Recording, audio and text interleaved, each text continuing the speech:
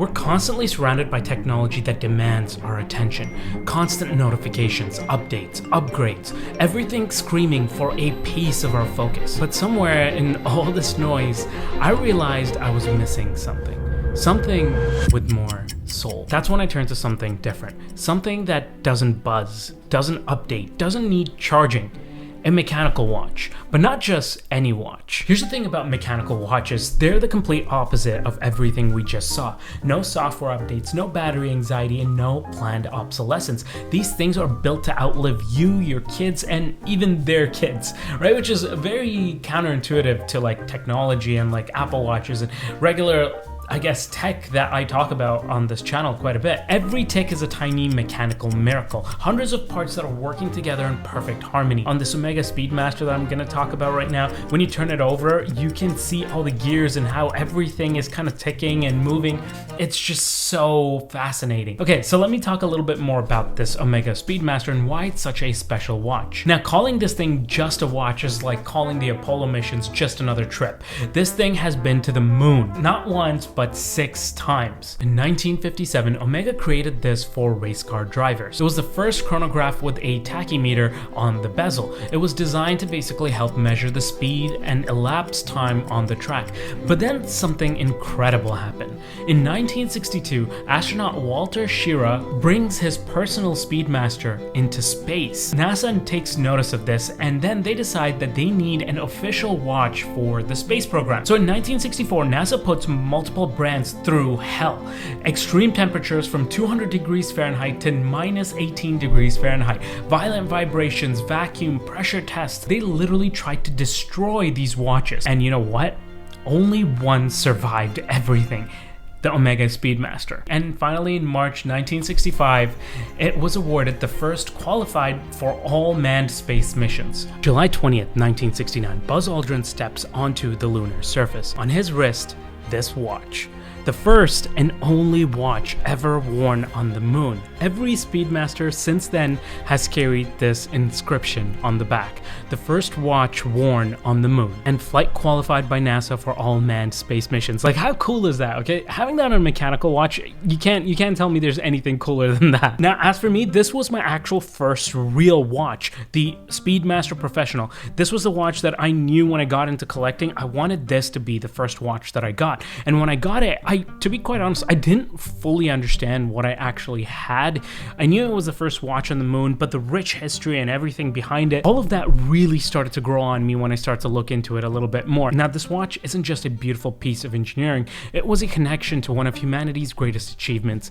Every time I look at it, I was reminded that humans actually went to the moon, and we did the impossible, and this watch was there when we did. Okay, so there's this one Speedmaster that has always captivated me and my attention more than any other Speedmaster. Sure, this is a cool watch, but the Silver Snoopy Award Edition, this thing is probably the coolest watch in existence. And to understand why it exists, you need to actually know what happened on April 13th, 1970. Let me take you back. Apollo 13 was supposed to be the third moon landing, but 200,000 miles from Earth, an oxygen tank exploded. Houston, we have a problem. The mission was aborted. Onboard instruments failed. They were drifting off course in the darkness of space. Now, to get home safely, they basically needed to execute a perfect 14-second rocket burn. If they were too short, they'd skip off Earth's atmosphere and fly into space forever, and if it's too long, then they'd come in too steep and burn up on re-entry.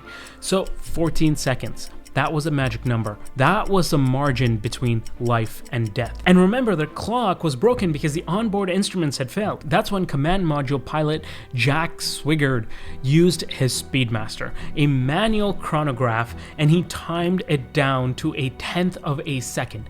14 seconds exactly, and they splashed down just 1 mile from the intended recovery point. 7 months later, on October 5th, 1970, NASA gave Omega the Silver Snoopy Award. This is one of NASA's highest honors, and it's given to those who have contributed to flight safety and mission success. Snoopy was kind of like NASA's safety mascot, and the phrase they would have is "eyes on the stars." And the award for this is a silver pin of Snoopy in a spacesuit. And that's what this Silver Snoopy Award version of the Omega Speedmaster, that's what this commemorates. And I've personally wanted the Silver Snoopy for years. Even before I got into watch collecting, this was something that I've had my eyes on because it represents something beyond just the moon landing. It represents human ingenuity under impossible pressure, problem solving when failure literally isn't an option, and that moment when 14 seconds determined everything. So how does this all connect to me?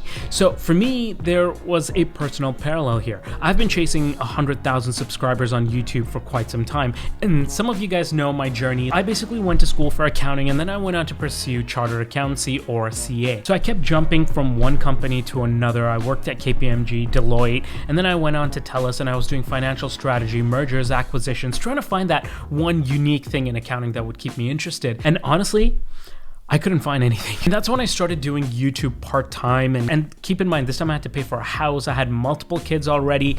So it was like a big decision I had to make if I wanted to do this full-time. And one thing led to another, and by the grace of God, over time, my part-time started to do really well, to the point where I was like, you know what?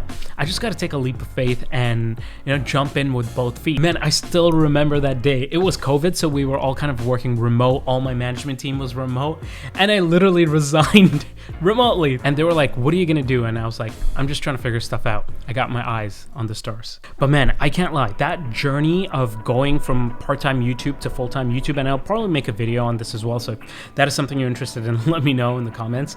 But that journey was grueling. It was a grind. And ever since I read that reach for the stars on the Silver Snoopy, which was also the Apollo 13 motto, it really resonated with me deeply. But look, here's the problem. These Silver Snoopy watches, these watches don't just appear. And so I did what I could. I got on the wait list at multiple boutiques, and I waited and I waited, and I was just hoping that something would work out. And that's when I got the call. This is happening. Now look, I could have flown out alone for this, made it a quick trip, in and out, kept it economical, okay? But this moment deserved more than that. This is a milestone. So I brought my entire family with me. Ontario to Vancouver, 4,500 kilometers. That's further than pretty much the distance across the United States, by the way. Look, Vancouver is one of my favorite cities in the entire world. The mountains meet the ocean. There's just something special about the way that the light hits those peaks and the energy of the city. It just feels more alive, more outdoorsy, less technology, and more living. I don't know how to explain it. Honestly, if you haven't been, you gotta put it on your list to do. The proximity to nature, the world-class city, it's unmatched. Now, time to try to find where the boutique is. As I walk through downtown Vancouver, every step closer to the boutique, every step closer to my goals, my heart racing. This is years of waiting, years of dreaming, all leading to this moment. Here we are. As soon as you come in, there you see it. Omega Boutique. It's time. The team here has been absolutely incredible through this entire process. They really understood what this watch meant to me, and they made the entire moment so incredibly special for me. Also, I gotta say, this Vancouver boutique is just one of the best watch boutiques I've been to up until now, and I'm talking about like any brand. It's because they had so much rich history and so many cool things inside there that any watch geek would literally just be totally happy to spend hours in there. So I did exactly that. I spent over an hour geeking out over all of these cool props that they had, and then finally they brought it out. The Silver Snoopy Award 50th Anniversary Watch. 42mm stainless steel case, that blue ceramic bezel. Look at how that white enamel tachymeter catches the light. The silver dial with the blue subdials. And there at 9 o'clock, embossed Silver Snoopy in his spacesuit. The exact replica of the award pin. The dial is laser engraved with AG925, 92.5% silver. But this is where things get magical. You flip the watch over, and there you have Snoopy in his command service module. And when the chronograph runs, he actually orbits the moon. The module travels along the exact trajectory of Apollo 13, including the famous slingshot around the dark side. This, my friends, is watchmaking art. And it doesn't just stop there. You know what the coolest part is? It takes Snoopy exactly 14 seconds to go from one side to the other. That is the exact amount of time that it took for that life-saving burn that we were just talking about on Apollo 13. Like guys, I kid you not, I personally believe this is the coolest looking case back on any watch on the market. Like, name me a cooler piece that is more historically significant and symbolic than this watch that Omega made. I'm waiting. Even the strap tells a story. The blue nylon fabric, if you look at the lining of it, you can see the Apollo 13 trajectory that's embossed right on there. Every single detail of this watch is thought through. As for the movement on the inside, we have the coaxial master chronometer caliber 3861. This descended from the caliber 321 that went to the moon. It's manual winding, which I personally actually love. Like, something about waking up every day and manually winding my watch up. It's kind of cool. And it really hits home to that whole mechanical gears feeling of the watch. And even till today, if you go pick up any of the Omega Moonwatches, whether it's the Silver Snoopy or a regular Moonwatch, it has the same DNA as the watches that saved Apollo 13. This is it. This is the watch.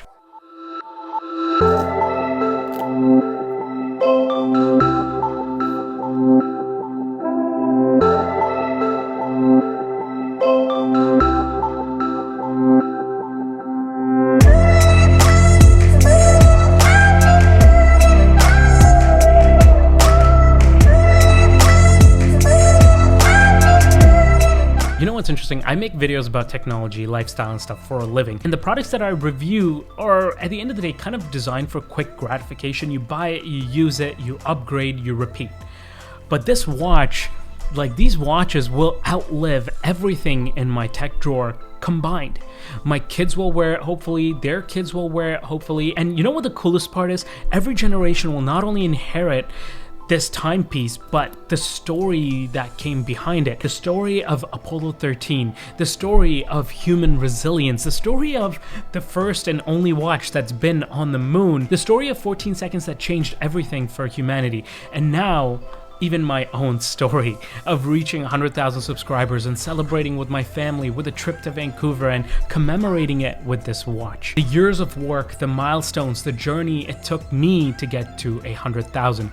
All of that is now woven into this particular watch. Look, in our world of disposable tech, of infinite scrolls and constant upgrades, there's something powerful about owning an object with permanence. With history you can actually touch, with meaning that compounds over time instead of depreciating. And as for the Silver Snoopy, this isn't just any Speedmaster. It represents the impossible becoming possible. It represents precision under pressure. It represents reaching for the stars. You know, there's a saying in like the watch community that you don't really own a watch like this, you're just looking after it for the next generation. And I think that saying is very beautiful and powerful.